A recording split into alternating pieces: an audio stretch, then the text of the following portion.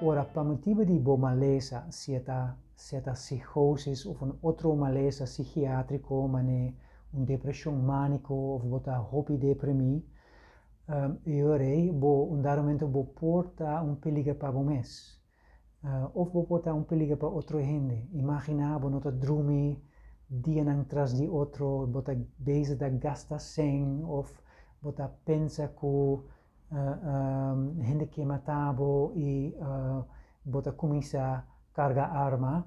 eu irei situação por vira peligroso. E nós que cultura gente está safe, pero ora doctor está a impressão que la que tratamento não pode voltar donar passou o cliente não quer remédio ou não está usa remédio e a situação está bem da sala foi man e ora é doctor por escrever declaração que se chama casette e significa que contra sua vontade por bem capilas e doctor aqui não está double check se está met a que a pessoa está bem a remarca para a medida e eu contra a vontade gente pode tratamento aqui não porque se você não sabe que você malo e você não dorme bom e você quer acusar você não querer eu temos ter reset e nós oferecer reset gente hanya não remédio nós ajuda cliente hanya não estrutura de dia back para dormir a noite e para ativo de dia e nós papi que o cliente não ouve na maleza nós doen een explicação é que eigenlijk kiko a passa com a mesa mire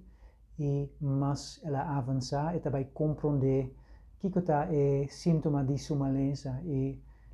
de maneira vervelend ora hanya sintoma pero sintoma pode vir bo sinal para reparar onde botar se costa bem bom se costa bem menos bom ou ora costa começa a sair foi man e tanto o cliente como o seu não querer por hanya lo que nos chama sinaleringsplan plan para señalar onde costa aunque tratamento por começar contra a vontade do cliente mes e meta de nós está que ao final e mesta começar a manejar sua maleza, que começa que tem conhecimento de sua maleza, que começa a reconhecer certos sintomas e a base de sintoma é por intervenir e ganhar o que é necessário para sua vida estabilizar back. Para toda gente que viva uma vida